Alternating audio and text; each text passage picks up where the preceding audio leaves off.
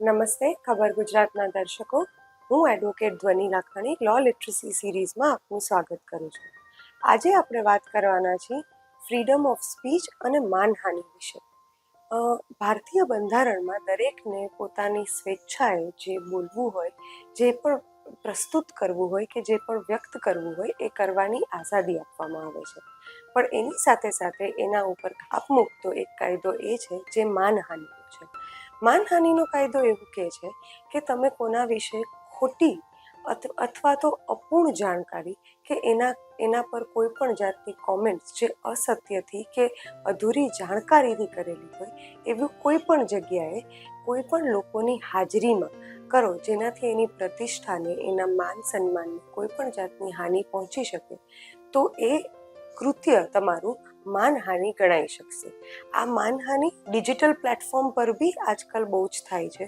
જેમ કે વોટ્સએપ ગ્રુપમાં કોઈ પણ જાતના એલિગેશન્સ કરવા કે પછી ફેસબુક પર કોઈને ટેગ કરીને કોઈ એવા કોમેન્ટ્સ કરવા કે પછી ઇન્સ્ટાગ્રામ, ફેસબુક ત્યાં કોઈ પણ સેલિબ્રિટી વિશે કોઈ પણ જાતની વાતો કરવી કે એમની પર્સનલ જિંદગી વિશે કોઈ પણ જાતની કોમેન્ટ્સ લખવી, આ તમામ વસ્તુ માનહાનિનો ગુનો બનાવે છે. હવે આ ગુનો જ્યારે આચરણમાં આવે ત્યારે એની સજા 2 વર્ષ સુધીની સખત કેદની સજા સુધીની જોગવાઈ છે. આમાં સિવિલ દાવો બી થઈ શકે છે અને ફોજદારી કાર્યવાહી બી થઈ શકે છે. અને સિવિલ દાવામાં આવી માનહાનિ જો પુરવાર થાય તો એનું વળતર મેળવવાનું, માણસની પ્રતિષ્ઠાને જે નુકસાન થયું છે એ નુકસાનની ભરપાઈ કરવાની, પબ્લિકલી અપોલોજી માંગવાની એટલે કે માફી માંગવાની પણ કોર્ટ હુકમ ફટકારી શકે છે. એની સાથે સાથે આવા કોઈ કૃત્ય માટે કોર્ટ દંડિત કરી તમારા સોશિયલ મીડિયા અકાઉન્ટ ડીએક્ટિવેટ કરવાનું, એમના પરથી અમુક પોસ્ટ કાઢી નાખવાના, આવી બધી સજાઓ બી ફટકારી શકે છે.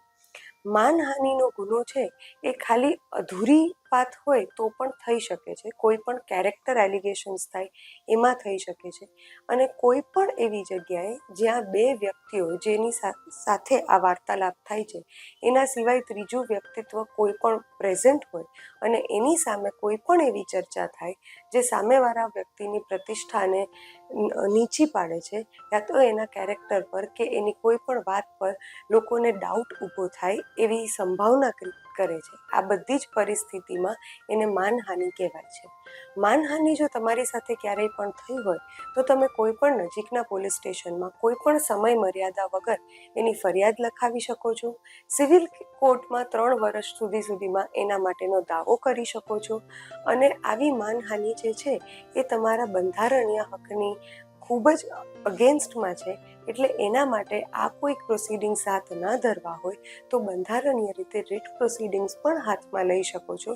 તાત્કાલિક કે તાબડતોબ રૂપે પોસ્ટ કે સ્ટેટમેન્ટ ડિલીટ કરાવવા કે એના માટે એના વિડ્રોવલ માટેના, એને પાછા ખેંચવા માટેની કોઈ બી કાર્યવાહી કરવા માટેની. સામાન્ય રીતે માણસને પોતાની વાત પ્રસ્તુત કરવાનો ભારતીય સંવિધાન હક આપે છે, પણ આપણો હક કોઈના હકને અકબંધ રાખવો જોઈએ અને કોઈના પોતાના બીજા સંવિધાનના હકને જો નુકસાન પહોંચાડે તો આવા હક પર રોક નાખવાનું સંવિધાનમાં અને કાયદાકીય રીતે બીજા બી ઘણા બધા રસ્તાઓ છે.